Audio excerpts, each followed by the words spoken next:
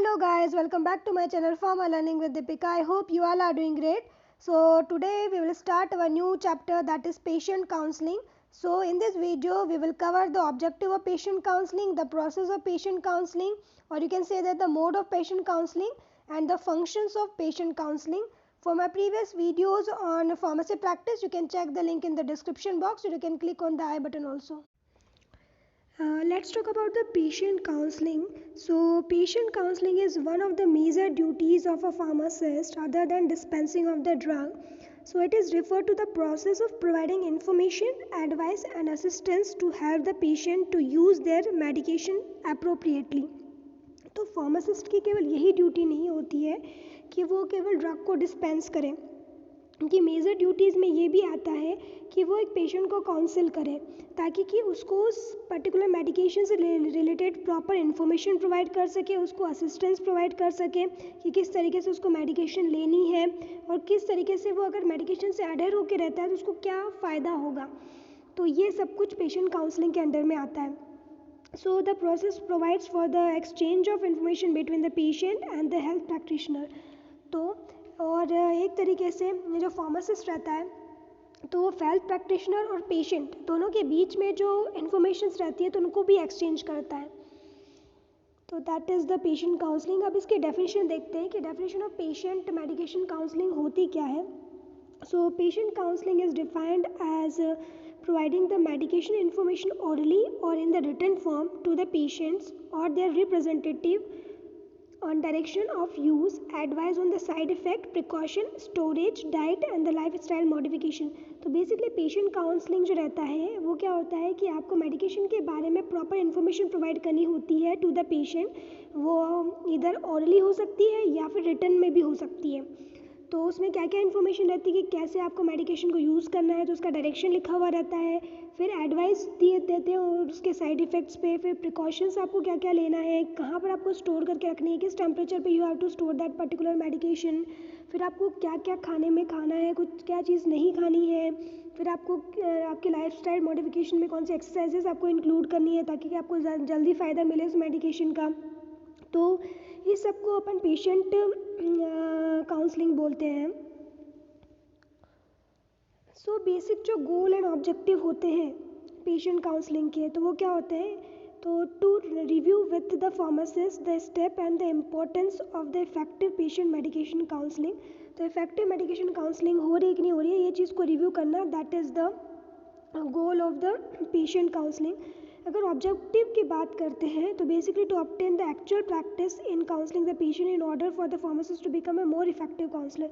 तो ऑब्जेक्टिव क्या होता है कि एक फार्मासिस्ट एक इफेक्टिव काउंसलर तो है लेकिन मोर इफेक्टिव काउंसलर बने, तो ये चीज़ को अचीव करते हैं अपन. That is the main objective of patient counselling. तो इसकी वजह से क्या होता है कि patient should recognize the importance of the medication of his wellbeing. तो एक अगर प्रॉपर काउंसलिंग होती है पेशेंट की तो उसे पता चलता है कि कौन सी मेडिकेशन है जो है वो इम्पॉर्टेंट है ताकि कि वो सही हो सके. और a working relationship and the foundation for the continuous interactions and the consultation should be establish. तो एक तरीके से जब आप पेशेंट की काउंसलिंग करोगे तो पेशेंट और आपके बीच में कंटिन्यूस इंटरेक्शन बनता है और कंसल्टेशन भी आपका एक तरीके से इस्टेब्लिश होता है, एक अच्छा रिलेशनशिप इस्टेब्लिश होता है between the patient and the counsellor. और नेक्स्ट जो ऑब्जेक्टिव रहता है वो अपन patient understanding the strategies to deal with the medicine should be improved. तो कैसे मेडिसिन से डील करना है पेशेंट को तो वो चीज़ भी उसकी इम्प्रूव होती है. Plus should ensure the better patient compliance मिल जाता है क्योंकि उसको प्रॉपर काउंसलिंग मिलेगी तो पेशेंट कंप्लाइंस भी बनी हुई रहेगी. फिर patients become an informed efficient and active participant in disease treatment and self care management में. अगर प्रॉपर काउंसलिंग होती है तो ऑब्वियस सी बात है कि उसको इन्फॉर्मेशन रहेगी, फिर वो एक्टिवली पार्टिसिपेट करेगा उस जो उसको डिसीज़ हुई है उसके ट्रीटमेंट के लिए. फिर the pharmacist should be perceived as a professional who offers pharmaceutical care. और फार्मासिस्ट एक तरीके से फार्मास्यूटिकल केयर भी प्रोवाइड करता है पेशेंट काउंसलिंग जब वो करता है तो. और उससे रिलेटेड जो ड्रग इंटरेक्शंस है या एडवर्स ड्रग रिएक्शंस है तो उसको भी प्रिवेंट कर सकते हैं अगर प्रॉपर पेशेंट काउंसलिंग होती है तो. फिर जो मेथड्स रहती है for providing the patient education या फिर प्रोसेस ऑफ पेशेंट काउंसलिंग अगर आप बोलते हैं तो वो वर्बल हो सकती है, नॉन वर्बल हो सकती है। तो वर्बल जो काउंसलिंग कम्युनिकेशंस होती है तो वर्बल में वो वर्बली दो पर्सन्स के बीच में इन्वॉल्व होती है, that is the sender and the receiver. तो उसमें आपको किन किन चीज़ों का ध्यान रखना है, you have to take care of your language, your tone, your volume, your speed. जब वर्बल कम्युनिकेशन होती है तो लैंग्वेज ऐसी बोलनी है जो कि पेशेंट को समझ में आए, तो you have to take care of that कि बहुत ही ईजी लैंग्वेज हो, आप टर्म्स ऐसे यूज़ करें कि उसको समझ में आए। फिर टोन आपका ऐसा रहना चाहिए कि पेशेंट डरे नहीं आपसे। फिर वॉल्यूम भी आपकी ज़्यादा ऊंची नहीं होनी चाहिए, ना ज़्यादा धीमी होनी चाहिए, इट शुड बी ऑप्टिमम। फिर स्पीड जो रहती है वो भी ऑप्टिमम होनी चाहिए, क्योंकि जल्दी जल्दी आपने कुछ बोल दिया तो उसको पेशेंट को समझ में ही नहीं आएगा, या बहुत ही ज़्यादा स्लो स्पीड है आपकी तो पेशेंट बहुत ज़्यादा बोर हो जाएगा इन्फॉर्मेशन सुनने के लिए। तो स्पीड भी आपकी कैसी होनी चाहिए, ऑप्टिमम होनी चाहिए। फिर written informations like the package inserts, labels on the cartoons and the drug, booklets and the special material developed by the pharmacy staff or the companies. तो रिटर्न में भी you can give the information to the patient. फिर audio visual method भी रहती है जिसमें कि आप प्रोजेक्टर का यूज़ कर सकते हो, जिसमें कि पर्टिकुलर डिसीज़ के बारे में सारे पेशेंट्स जो हैं एक ही पर्टिकुलर डिसीज़ से उनका ट्रीटमेंट चल रहा है तो आप एक साथ उनको काउंसिल कर सकते हो by that of the audio visual method. तो स्लाइड प्रोजेक्टर्स से जो पेशेंट्स रहते हैं उनका नॉलेज भी इम्प्रूव होता है।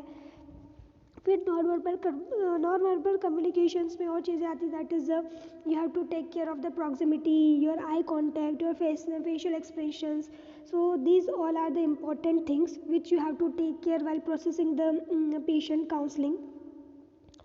फिर जब इन्फॉर्मेशन डिस्पैच होती है पेशेंट को तो उसमें मेडिसिन का जेनरिक नेम और ब्रांड नेम इंक्लूड होता है, डोज है उसका डोज स्केड्यूल उसमें रहता है, प्लस रूट ऑफ एडमिनिस्ट्रेशन उसमें मेंशन होता है, duration of the therapy mention होती है, indications to be followed mention होता है, स्पेशल प्रिकॉशंस क्या लेने हैं वो मेंशन होता है, एक्सपायरी डेट मेंशन होती है। अब जो डिफरेंट टाइप्स के फंक्शंस होते हैं पेशेंट काउंसलिंग के, तो क्या क्या फंक्शंस होते हैं कि जो इफेक्टिव पेशेंट काउंसलिंग अगर आप कर रहे हो तो फॉलोइंग रिजल्ट्स आपको मिलेंगे। क्या क्या मिलेंगे कि effective patient counselling aim to produce the following results like the better patient understanding to their illness and the role of the medicine in its treatment.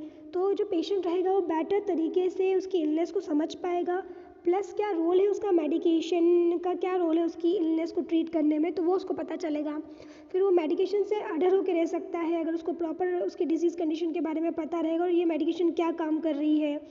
फिर उसको जो ट्रीटमेंट मिलेगा वो भी more effective treatment he can get. फिर उसके बाद में जो भी एडवर्स इफेक्ट्स वगैरह होते हैं या अननेसेसरी हेल्थ केयर कॉस्ट जो रहते हैं वो भी रिड्यूस हो जाता है अगर प्रॉपर पेशेंट काउंसलिंग मिल जाती है। फिर जो पेशेंट की लाइफ रहती है वो भी बढ़ जाती है और क्वालिटी ऑफ लाइफ भी उसकी इम्प्रूव हो जाती है। फिर better coping strategies to deal with the medicine related to adverse effect. तो ये चीज़ें भी एक तरीके से कि कैसे आपको एडवर्स इफेक्ट से डील करना है वो भी पेशेंट को पता चलता है। फिर improve professional report between the patient and the pharmacist के बीच में एक तरीके से एक प्रोफेशनल रिपोर्ट तैयार हो जाती है। फिर जो क्वालिटीज़ होती है काउंसलर की, तो क्या क्या क्वालिटीज़ होनी चाहिए कि the counsellor should be a good listener first. अगर वो सुनेगा पेशेंट की सारी इन्फॉर्मेशन को प्रॉपरली तो ही उसको कुछ काउंसिल कर पाएगा, तो ही उसको एडवाइस दे पाएगा। फिर उसका जो नेचर होना चाहिए वो फ्लेक्सिबल होना चाहिए, ही शुड बी एम्पैथेटिक। फिर नॉन जजमेंटल कि आप कभी भी जज ना करो किसी भी पेशेंट को। फिर टॉलरेंट होना चाहिए। फिर कम्युनिकेट आपको कॉन्फिडेंटली करना चाहिए किसी भी पेशेंट के साथ में। तो ये सारी क्वालिटीज़ होती है काउंसलर की। So the pharmacy should have take care of all this qualities. That's all for today. Thank you for watching. I hope you are liking my videos. If you like my videos, then subscribe to my channel and share my videos as much as you can with your friends and family members. Stay safe and healthy. Bye bye. Take care.